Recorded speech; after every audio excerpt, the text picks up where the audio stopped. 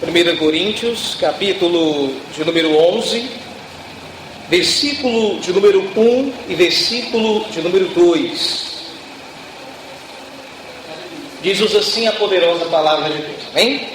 Sede meus imitadores, como também eu sou de Cristo. E eu louvo-vos, os irmãos, porque em tudo vos lembrais de mim, e retendes os preceitos, assim como eu vos entreguei. Amém. Podeis tomar assim. Louvado seja Deus. Vamos relembrar aqui, nas sextas-feiras passadas, o que nós meditamos, né? Na primeira sexta do mês, nós estamos meditando na nossa série bíblica comum, livro por livro e capítulo por capítulo da Bíblia. Nós meditamos em Provérbios. Na segunda sexta, nós meditamos, o nosso tema, toda segunda sexta, é evangelismo e missões. E na sexta-feira passada, que foi a segunda sexta, nós meditamos sobre a questão do evangelizar as crianças. E agora, hoje, na terceira sexta, o nosso tema é vida devocional. O nosso tema é vida com Deus. Quando eu falo de vida devocional, irmãos, eu estou falando da minha vida individual com Jesus. Eu não vou pensar nem tanto sobre como é que a igreja está se comportando, como é que o mundo está se comportando. Vida devocional na Bíblia Sagrada é quando eu me preocupo em saber como apenas o meu coração está andando perante Cristo, perante a Deus. E quando nós então estamos agora nesse trecho aqui da palavra, quando Paulo ele está escrevendo à igreja de Corinto, ele vai tratar de um dos temas mais desafiadores da vida de todo crente, se não for o desafio maior. Ele fala de nós imitarmos a Cristo, mas ele fala de imitarmos a Cristo seguindo o exemplo de outro. E quando ele fala o exemplo de outro, ele não está falando do exemplo do irmão que está do lado dele. Ele não está falando do pastor que é mais velho do que ele. Ele não está falando do diácono que tem mais responsabilidades que ele. Ele fala de que deve imitar a Cristo, mas ele fala de se dever imitar a Cristo começando pela sua própria vida. Sede meus imitadores, é o que está dizendo Paulo, assim como eu sou de Cristo. A maior razão do crente ele estar sobre esta terra é porque ele tem o dever de construir uma vida imitando a Jesus. Mas olhe que no ato de imitar Jesus, Paulo mesmo ele é desafiado a dizer: eu estou imitando a Jesus. E por isso as pessoas podem olhar para mim e podem dizer: podem imitar a minha vida, porque eu estou imitando a vida de Jesus. Então, eu quero hoje então aqui meditar com os irmãos sobre esse seguinte tema: imitar a Cristo, a razão da nossa vida, o tesouro da nossa vida. Você já parou para imaginar que quando uma pessoa entra dentro de uma igreja evangélica e ela vem para um culto como esse, o que ela vem buscar? O que você veio buscar aqui essa noite? O que você veio buscar? Você veio buscar ouvir o pastor Diego pregar, ouvir a sabedoria do pastor Diego? Então você vai sair daqui decepcionado, porque eu não tenho nada para ensinar para você. Eu sou um menino. Eu não tenho experiência de vida para trazer para você nenhuma. O que você veio aqui? Você veio olhar para a beleza do templo? Vai se decepcionar, porque o templo não é o mais luxuoso aqui do nosso bairro.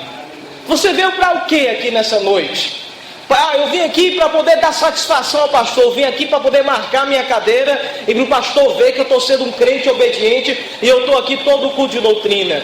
Você também vai sair daqui decepcionado, porque você não está aqui para poder apenas agradar a minha visão, agradar a mim. Se você está aqui para agradar a mim, pobre de você. Para o que você veio aqui essa noite? Se a sua resposta é: pastor, eu vim aqui essa noite para poder buscar a Deus, eu vim aqui nessa noite para ter um encontro com Deus, eu vim aqui essa noite para poder aprender mais de Deus, então você está agora no momento certo, você chegou ao momento ideal. Mas agora eu lhe faço então uma outra pergunta: você está buscando a Cristo para quê? Para quê? Quando nós olhamos para o falso evangelho hoje da mídia, da comunicação, nós sabemos muito bem para o que as pessoas estão buscando a Cristo. Para que as pessoas estão buscando a Jesus? Pastor, eu estou buscando a Jesus porque eu quero um casamento melhor. Pastor, eu estou buscando a Jesus porque eu ainda não me formei na faculdade. E eu acredito que se eu participar dessa campanha nova, dessa semana, Deus vai abrir a porta para mim lá naquela faculdade. Pastor, eu vim buscar Jesus porque eu estou com câncer. Os médicos disseram para mim que eu estou com poucos dias de vida. E eu creio que Jesus pode me curar e trazer minha vida novamente. E aí, à medida que você vai perguntando para as pessoas, cada uma das pessoas sempre vai dizer a mesma coisa: eu vim buscar a Jesus para Ele me dar algo, para Ele fazer algo por mim. Eu queria dizer para a igreja, irmãos, o seguinte nessa noite: até certo ponto não é errado nós nos encontrarmos com Jesus para que, por causa de alguma coisa que precisamos. Porque nós não podemos ser hipócritas. Todos nós aqui tivemos um encontro com Jesus por causa de um grande problema na nossa vida que nós não conseguimos resolver. Então ninguém pode negar a isso. Quando um pecador se chega a Jesus, ele não se chega a Jesus pela beleza da glória de Jesus, pela santidade da pessoa de Jesus, porque Jesus é extraordinário, ele merece ser adorado, ele merece ser servido. Nós sabemos que não é por causa disso. Eu fui a Jesus porque eu queria ser curado da depressão. Eu não fui a Jesus pela sua glória. Eu não fui a Jesus pela sua beleza, porque eu nem conhecia a profundidade da pessoa de Jesus. Eu me converti a Jesus há 17 anos atrás porque eu queria ser curado da minha depressão. Mas após ser curado da minha depressão, eu poderia fazer como os 9 leprosos, os 10 que foram curados por Jesus. Eu poderia ser curado da minha depressão, simplesmente dar as minhas costas e voltar de novo para a minha vida e dizer tchau, Jesus. Talvez quando eu for mais velho, eu volte de novo para a igreja. Mas a questão é que isso não aconteceu. Quando eu fui curado por Jesus de minha depressão, eu não fiquei apenas maravilhado pela cura que Ele fez em minha alma. Depois que Ele curou minha alma, eu comecei a prestar mais atenção na pessoa que Ele era. E quando eu comecei a contemplar Jesus, e eu comecei a ver o quanto Ele é extraordinário, maravilhoso, conselheiro, Pai da eternidade e príncipe da paz, eu não fiquei mais servindo a Jesus por causa da cura que Ele me deu. Eu comecei a servir Jesus por quem Ele é na minha vida. Aleluia! Eu espero que o seu raciocínio seja o mesmo, porque nós vamos a Jesus por causa disso. Pastor, eu fui a Jesus porque eu tive um grande problema no meu casamento, mas eu conheci Jesus e Jesus restaurou meu casamento. Bem, e depois que Ele restaurou, qual seria o seu comportamento?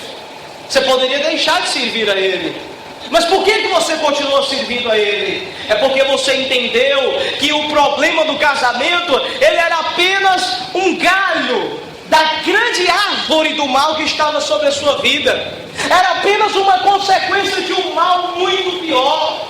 Irmãos, quando nós nos encontramos com Jesus, nós percebemos que a doença que nos levou até conhecer Jesus, a crise do casamento que nos levou a conhecer a Ele, as decepções dentro da família que nos deixaram angustiados e nos fizeram conhecer Jesus, são apenas a ponta do iceberg, como se diz por aí. Jesus, Ele cura, Jesus restaura nossos problemas, mas depois nós começamos a olhar melhor para Ele e percebemos que todos os males da nossa vida têm uma raiz principal, e essa raiz Jesus quer arrancar da nossa vida, é a raiz do pecado. Meu casamento vai de mal a pior, mas é porque o meu coração é corrompido pelo pecado. Eu tenho depressão, mas é porque Deus não é Senhor do meu coração, e por isso a depressão reina. A minha família vai de mal a pior, mas foi porque eu construí uma família sem Deus, e é por isso que eu estou pagando o preço de uma família completamente desorientada e desestruturada. Eu não sou feliz, eu não sou feliz porque eu construí uma vida sem Deus, que é o dono da verdadeira felicidade. Então eu, como crente, eu vou aprendendo.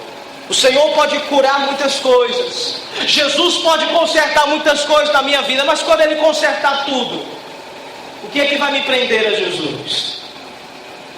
Eu quero dizer para você que hoje a mensagem do falso evangelho é essa: as pessoas estão presas à igreja porque sempre estão na expectativa de que Jesus vai curar alguma outra doença, que Jesus vai abrir uma outra porta de emprego, ou que Jesus vai até melhorar mais ainda. Nessa semana, eu estava abrindo a televisão, eu liguei a televisão, e eu vi lá um jovem, não posso dizer se é verdade ou não, que ele estava já completamente bem de vida, com um bom emprego, uma boa empresa, aliás, ganhando muito bem.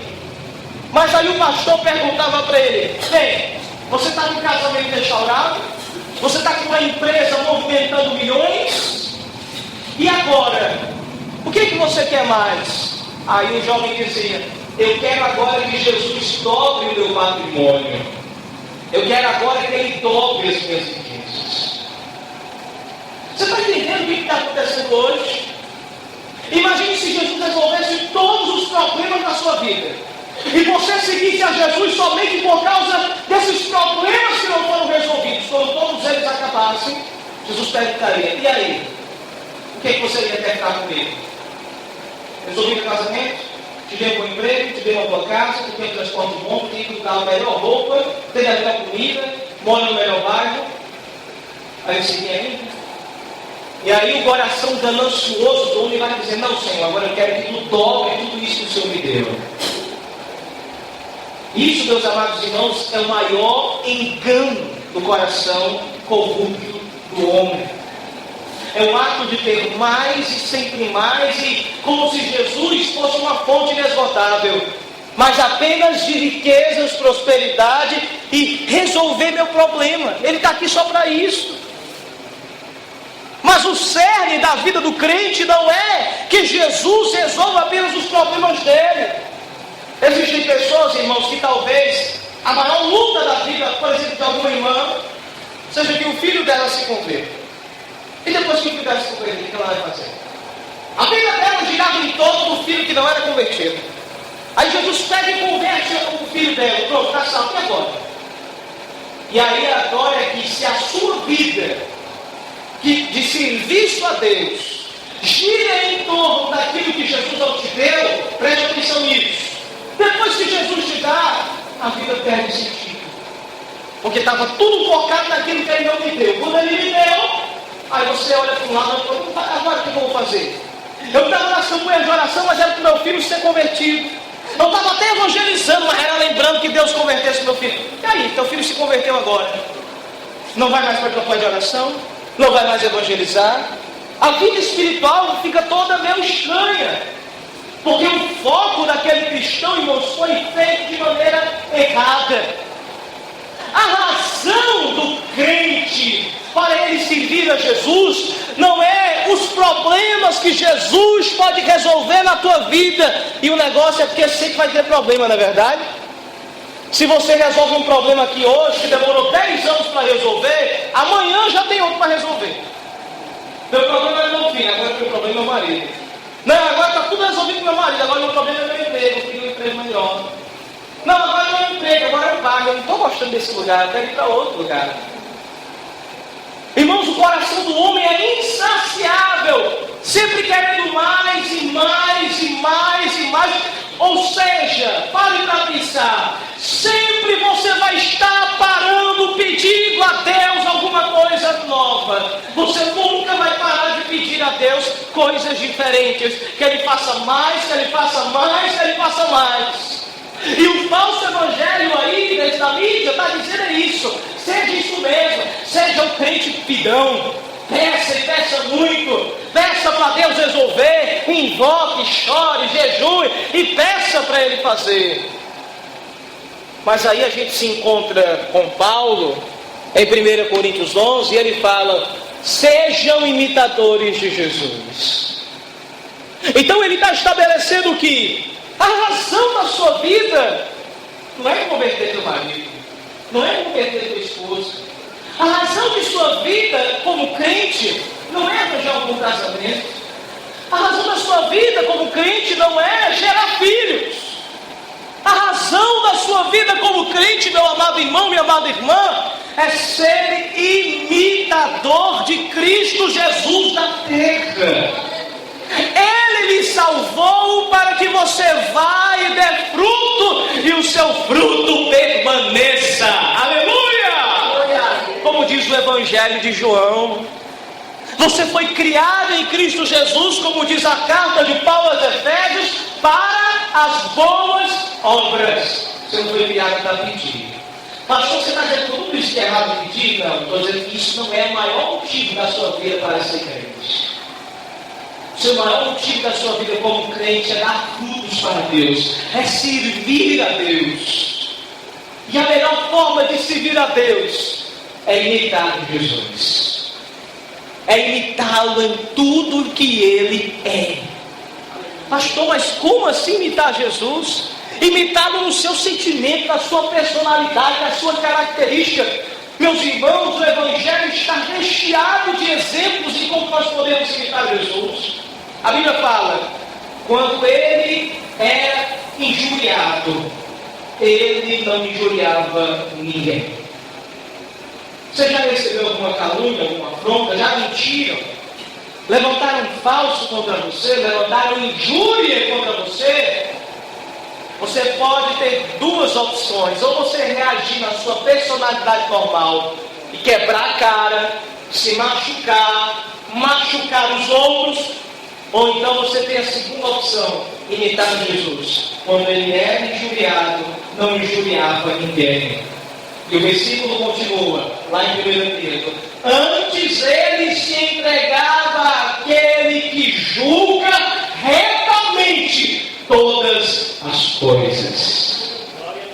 O crente que imita Jesus não se preocupa com as calúnias e perseguições e mentiras que se lançam contra ele. O crente que imita Jesus entrega tudo isso nas mãos do seu reto juiz. E ele sabe que esse reto juiz jamais vai falhar.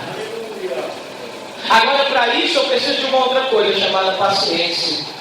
Porque a palavra fala que o Senhor julga, mas Ele julga no tempo e no modo dele. Talvez seja muito fácil, talvez seja mais fácil hoje eu entrar contra um processo em qualquer tribunal, em fórum, contra alguém que me caluniou e me difamou. E talvez em alguns poucos dias, ou no máximo semanas, haverá a marcação do julgamento e haverá a sentença. Mas é o Senhor, meu Deus, que vai julgar tudo aquilo que fizerem contra mim, toda calúnia e mentira que levantarem contra mim. Há uma passagem tão conhecida, que agora eu não me lembro a referência, mas de tanto ouvir a gente decora, onde Deus ele fala dos profetas, toda arma levantada contra ti, forjada contra ti, não prosperará. Aleluia! É Deus falando a seu povo. Aqueles que são protegidos por Ele, levante calúnia, difamação ou arma, não prosperará contra o povo do Senhor. Aleluia! Meus irmãos, a questão é, imitar a Cristo é a razão da nossa vida, é o tesouro da nossa vida. A razão da nossa vida não é conquistar milagres. A razão da nossa vida não é conquistar bênçãos. O maior sinal de Deus, que Deus está ao nosso lado, não é sermos cercados de tesouros materiais ao nosso redor. O maior sinal de Deus que está sobre sua vida é você conseguir imitar Jesus. Imitar Jesus é a coisa mais difícil do mundo. Eu posso orar por alguém, esse alguém ser curado do câncer, esse alguém pode ter fé para receber a cura do câncer. Mas é muito mais fácil ter fé para ser curado do que ter fé para perdoar. Uma pessoa pode ser curada muito facilmente, mas ela nem sempre terá a mesma fé para perdoar aquele que a maltratou. Eu sempre bato nessa tecla, porque eu nunca vi pecado tão difícil de ser vencido como o pecado da mágoa no meio da igreja de Deus.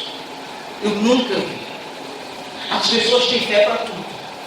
Tem fé para fazer grandes coisas para Deus, tem fé para evangelizar, tem fé para ir para lugares longes, mas não tem fé para obter a graça de Deus, para Deus limpar o seu coração e dizer: eu perdoo e me esqueço de de tudo quanto fizeram contra mim, de que me magoaram e me maltrataram.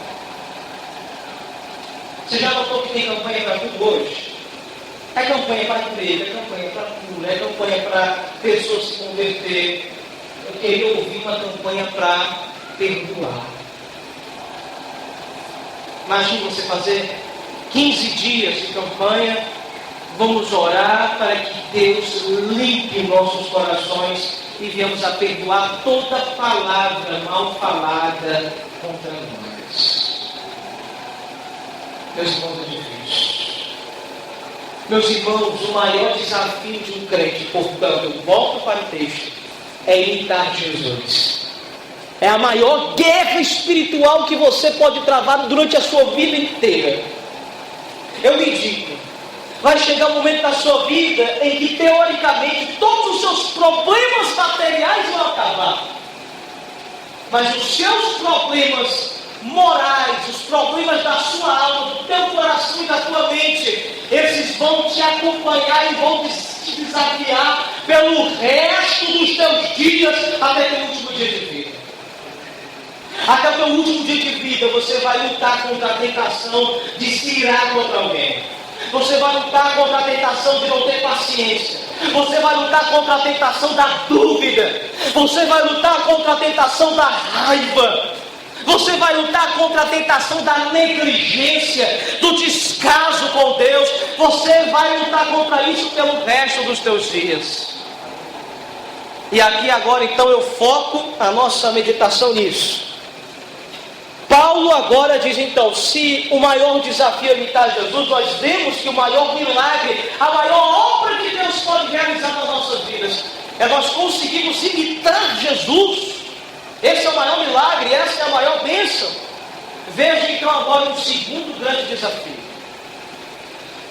Eu, como pastor, eu sempre ouço, e eu creio que nunca vou deixar de ouvir, irmãos chegando para mim dizendo, pastor, a igreja poderia ser melhor se fizesse isso.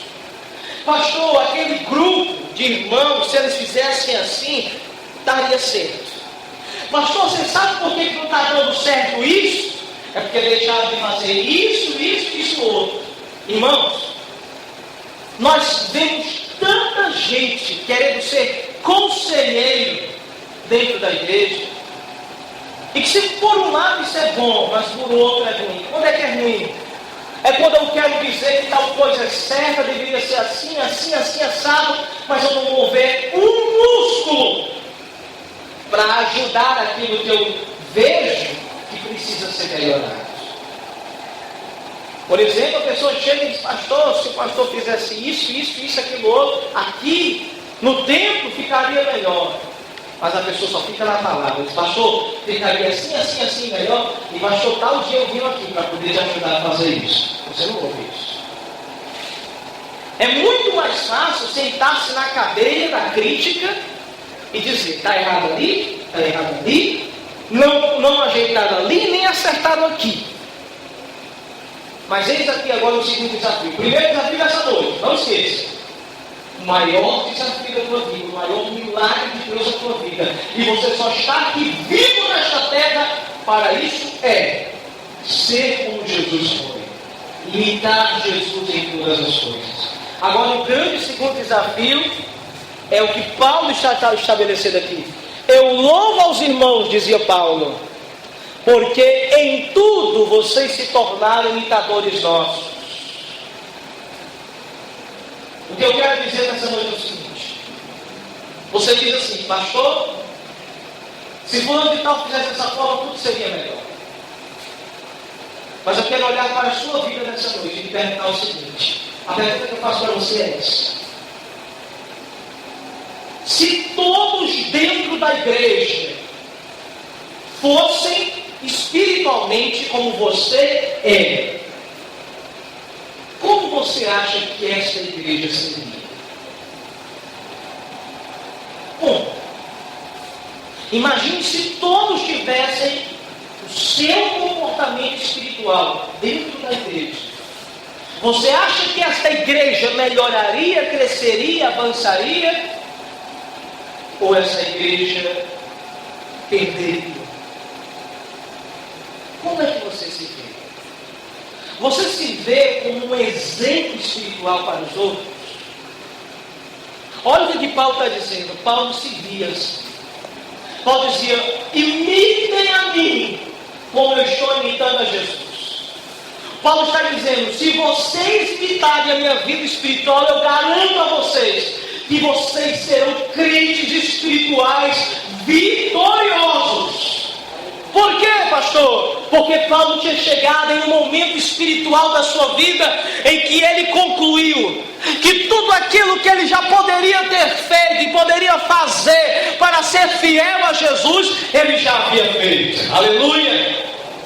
Ele olhava para a sua vida de oração, ele olhava para a sua vida de meditação na palavra, ele olhava para a sua vida de evangelismo, ele olhava para a sua vida de amor e tolerância, e ele dizia: se vocês imitarem tudo aquilo que eu estou fazendo nessas áreas, esta igreja vai ser vitoriosa. Portanto, eu vou repetir a pergunta para que você agrave bem no seu coração. Se todos imitassem a você como você evangeliza, a igreja venceria? Se todos imitassem a você em sua vida de oração, a igreja avançaria? Se todos imitassem a você na sua paciência e tolerância com a falha dos outros, a igreja seria unida ou desunida? Se todos imitassem a você na maneira como até mesmo você se comporta dentro de casa, com seu marido, com sua esposa, com seus filhos, com seus pais, você acha que todos aqui seriam mais abençoados se todos imitassem o seu estilo de vida? Mas pastor, o que é isso? Isso não é para tanto. Não, é para isso mesmo. Paulo está falando, irmãos, de uma coisa absurda. E é isso que me admira, quando a gente fala de uma coisa assim: ah, pastor, mas me imitar a mim, ter eu como exemplo dentro da igreja? Não, pastor, isso é coisa muito séria, muito grave. Para pensar comigo. Para que coisa mais séria do que Deus dos mais altos céus ouvir o pedido de um pecador como você e eu? E mesmo assim ele ouve. Para que maior atrevimento do que eu e você, comedores de arroz e feijão, dirigirmos a nossa voz ao Eterno, que mora no mais alto e sublime trono? Isso é uma audácia, isso é uma ousadia. É por isso que a carta dos Hebreus vai dizer: tende, pois, ousadia para entrar no Santo dos Santos, não por você mesmo, mas pelo caminho que o sangue de Jesus nos consagrou. Aleluia! Se eu tenho ousadia para entrar na presença de Deus, é porque alguém mais santo do que eu abriu o caminho para eu entrar. Este alguém é Jesus. Olha, se eu tenho ousadia para orar a Deus, por que eu não tenho ousadia para viver uma vida padrão? Uma vida exemplar? Uma vida onde os meus filhos olhem para mim e dizem: eu quero ser como meu pai, eu quero ser como minha mãe, eu quero ser crente como eles. Por que é que você não pode dizer que a minha vida seja uma vida onde os meus irmãos olhem para mim e digam: eu quero ter essa fé de oração como meu irmão tem? Eu quero ter esse amor pelas almas como essa minha irmã tem. Eu quero tratar meu esposo como essa irmã trata o esposo dela. Como? Meus irmãos, eu volto a dizer a vocês: nós vivemos em uma época onde o Evangelho está perdendo autoridade. Está perdendo autoridade por causa dos falsos crentes. Você não precisa ser um falso crente. Você não precisa andar a favor da maré desse mundo. Você não precisa ser um evangélico de fachada. Você não precisa ser um evangélico da chamada, o evangélico gospel da vitória. Eu só quero bênção, eu só quero vitória, eu só quero prosperidade, eu só quero aquilo que Deus pode me dar. Não, venha conosco seguir o evangelho da cruz. Venha conosco seguir o evangelho da renúncia. Venha seguir conosco, irmãos, o evangelho de imitar a Cristo, porque este é o maior milagre que Deus pode fazer nas nossas vidas. Pense comigo que talvez Se nós parássemos para orar muito mais a Deus, Deus, eu vou parar de orar um pouco aqui pela conversão do meu filho, eu vou parar de orar um pouco aqui pela conversão da minha esposa, do meu esposo. Deus, eu vou até parar um pouco de orar aqui em relação ao meu emprego. Eu vou parar de orar por muitas coisas. Senhor, eu quero orar agora por uma coisa durante esse mês. Eu quero orar para que eu me pareça mais com Jesus. Você já parou para pensar nas consequências disso? Você já parou para pensar que talvez o que falte para alguém se converter é enxergar um pouquinho mais de Jesus em você? Meus irmãos, eu estou cansado de chegar para evangelizar alguém e esse alguém dizer: eu não quero ser crente como meu vizinho. Eu quero crente como esse aqui já me deu calote, esse aqui já falou mal de mim, esse aqui eu já vi brigando no meio da rua, esse outro aqui, eu sou vizinho a ele, eu passo o dia inteiro escutando briga dentro da casa dele. O que você acha que tem tanta gente por aí que não quer ser crente? É que elas estão decepcionadas com aqueles que são falsos. Elas não enxergam Jesus. Elas não estão vendo Jesus. E meus irmãos, Jesus, ele se manifesta, preste atenção nisso para a gente poder encerrar.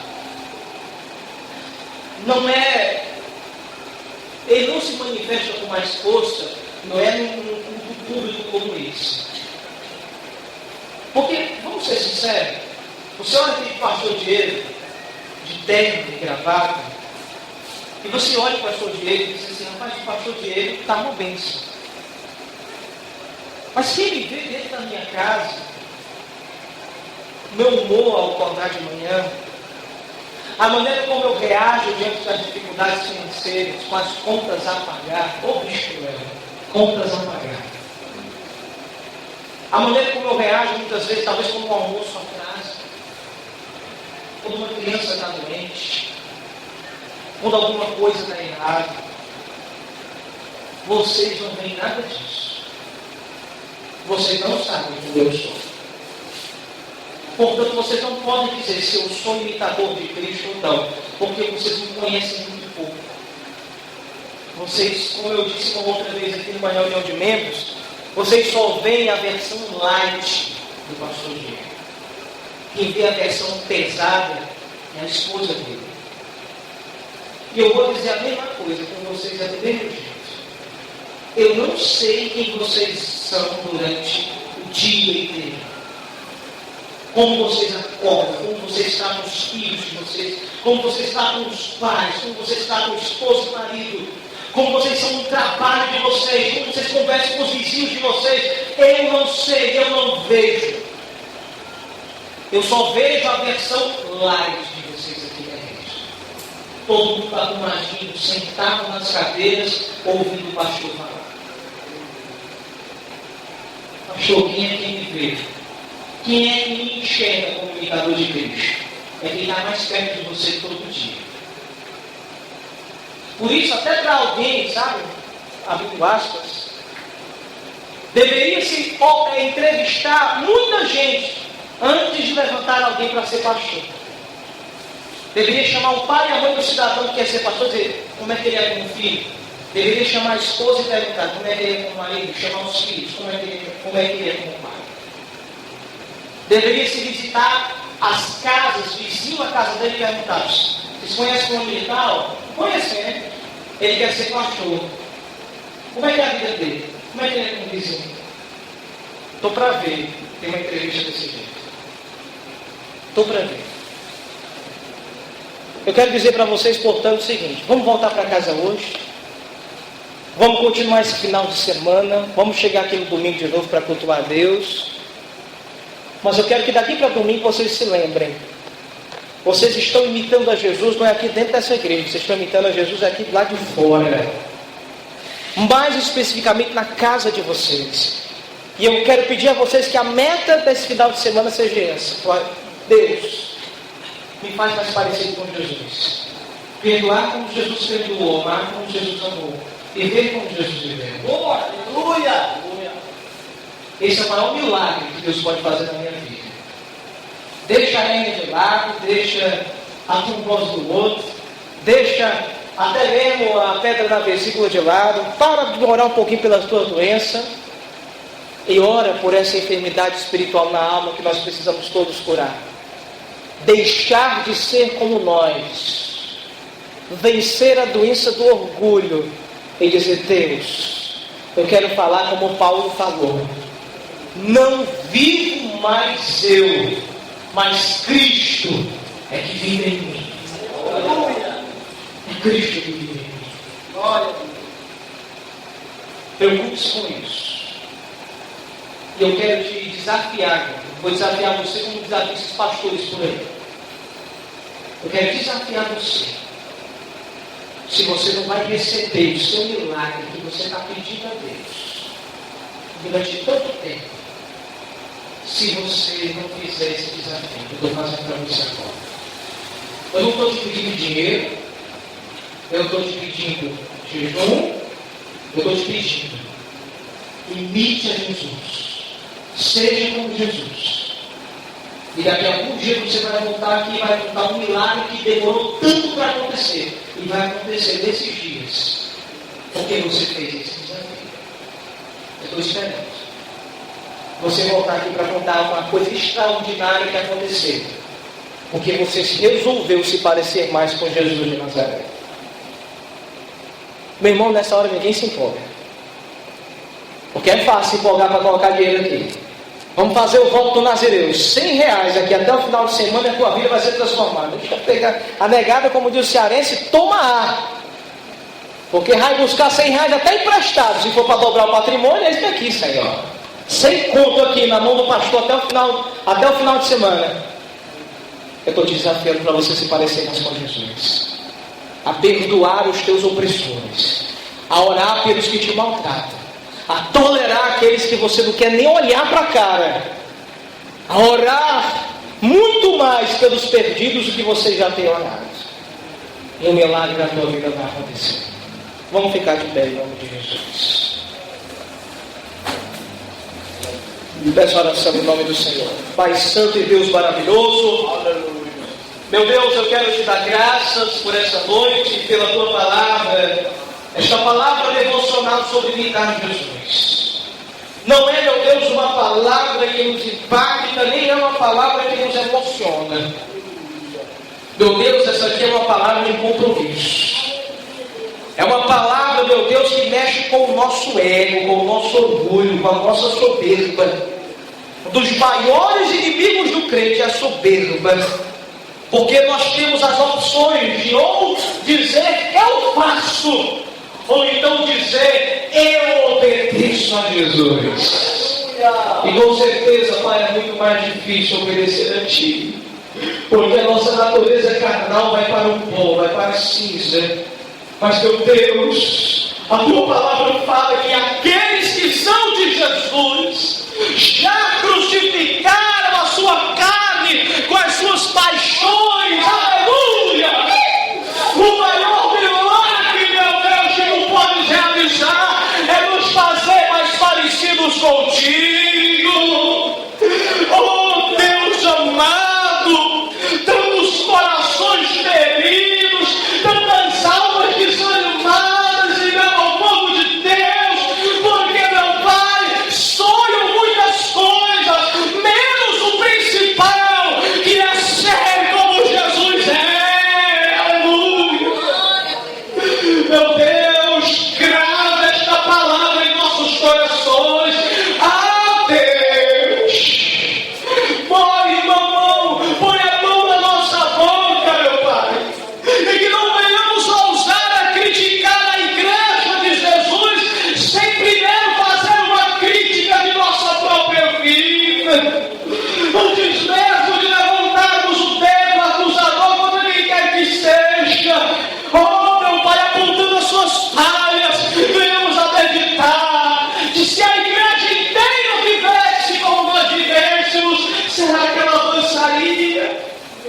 Oh, meu Deus, que isto esteja, meu Pai, aceso nas nossas consciências agora, porque a minha meta é essa. Ah, Deus, a meta da igreja tem que ser essa, de todos olhem para nós e vejam, aleluia,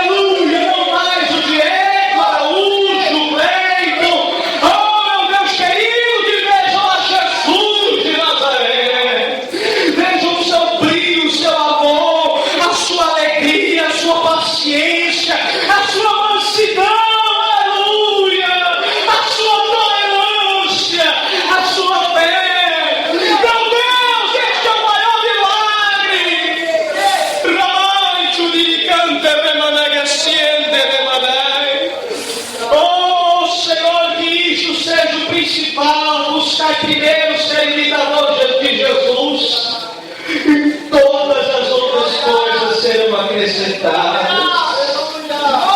Oh, despede, meu Deus e Pai, para os nossos lares, e que isso seja o tema da nossa mente ao dormir e ao levantar pela manhã. Aleluia!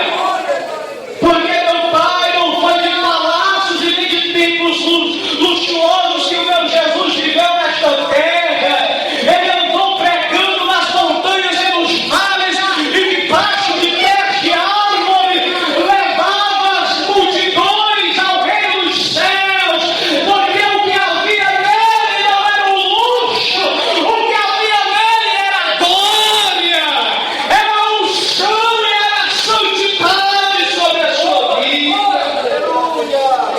Que seja esse o nosso maior tesouro, a glória, a unção e a santidade de Jesus sobre nós. Pai, assim oramos a Ti nessa noite e Te agradecemos em nome do Senhor Jesus. E que o amor de Deus, o Pai, a graça bendita de Jesus, seu Filho, e a comunhão do Espírito Santo repouse com o povo do Senhor, hoje e sempre. Amém. Amém. Salve de palmas ao Senhor.